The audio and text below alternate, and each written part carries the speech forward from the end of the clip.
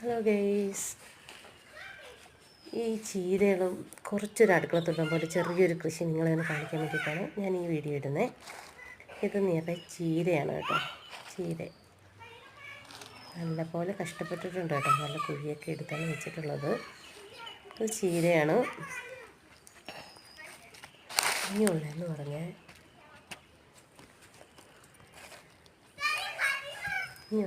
ഇത് നമ്മുടെ വെള്ളരിക്ക പിടിച്ച് കിടപ്പുണ്ട് കേട്ടോ. വെള്ളരിക്ക ഒരു 2 ലെയറായിട്ട് നീളത്തിൽ ഇട്ടിട്ടുണ്ട്. ഇത് പിന്നെ നമ്മുടെ തക്കാളിയാണ് കേട്ടോ. തക്കാളി കൃഷിയാണ്. ഇത് 1 2 3 4 5 ലെയറായിട്ട് തക്കാളി ഇട്ടിട്ടുണ്ട് കേട്ടോ. തക്കാളി പിടിച്ച് നിൽപ്പുണ്ട്. വിളഞ്ഞൊക്കെ വരുന്നേ ഉള്ളൂ, പരുവായിട്ടില്ല. ഹലോ ഗൈസ്, അപ്പോൾ ഇതിനിടയിൽ കുരുത്തം കെട്ടതിൻ്റെ അനിയത്തിയുടെ 2 മക്കൾ ഇങ്ങനെ ഓടിക്കൊണ്ടിരിക്കുകയാണ്.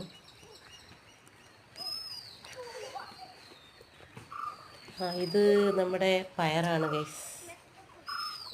പയറൊരു 3-4 ലെയറായിട്ട് അത് ഇട്ടിട്ടുണ്ട്. അതിൻ്റെ ഇടയിൽ കൂടെ ഒന്ന് ഓടല്ലേ, അത് നശിച്ചു അവർ കൃഷി. ഈ വീടെന്ന് പറഞ്ഞാൽ ഫുള്ള് മാങ്ങയും ചക്കയും നിറഞ്ഞു നിൽക്കുന്നൊരു വീടാണ് കേട്ടോ. ഒരുപാട് ഐറ്റംസ് മാങ്ങകൾ പലതും പല രീതിയിലുള്ള കാണിച്ചിരുന്നുണ്ട്. നമുക്ക് ഇത് ചക്കയാണ് കേട്ടോ. ചക്ക ഇഷ്ടം പോലെ പിടിച്ചിരിക്കുന്നു. ഇത് നമ്മുടെ പൂഴച്ചക്കയെന്ന് പറയുന്നത്, നിങ്ങളെന്ത് പറയുന്നത് എനിക്കറിയില്ല. പൂഴച്ചക്കയാണ് ഇഷ്ടം പോലെ പിടിച്ചിരിക്കുന്നത്. സെറ്റായിട്ടില്ല. പരുവം കുറച്ചുകൂടെ ആവാനുണ്ട്. വിളഞ്ഞിട്ടില്ല, കുറച്ചുകൂടെ വിളഞ്ഞിട്ടുണ്ടാവും. ഇത് പുളിയാണ് കേട്ടോ. അത് മാവാണ്. ഈ മാവെന്ന് പറഞ്ഞാൽ ഒരു വെറൈറ്റി മാവാണ്. കുഞ്ഞു മാങ്ങയാണ്. ഭയങ്കര സ്മെല്ലാണ്. ഇതിൻ്റെ മണം കേട്ടാൽ നമുക്ക് മാങ്ങ തിന്നാൻ തോന്നും. അത്രയ്ക്ക് ഭയങ്കര മണമാണ്.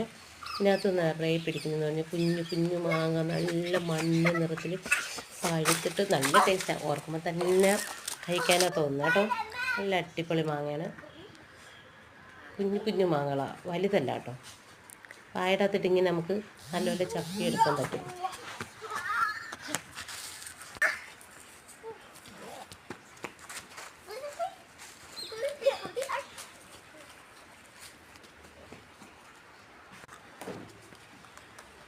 ഇതും മാങ്ങയാണ്. ഇത് മറ്റേ വലിയ മാങ്ങയാണ് കേട്ടോ. ഈ മാങ്ങ പിടിച്ച് ഇഷ്ടം പോലെ നിൽപ്പുണ്ട്. ഇതെല്ലാം മാവാണ്. മാവ് മുരിങ്ങയാണ് കേട്ടോ. നല്ല ഐറ്റംസ് ഉണ്ട് ഇവിടെ.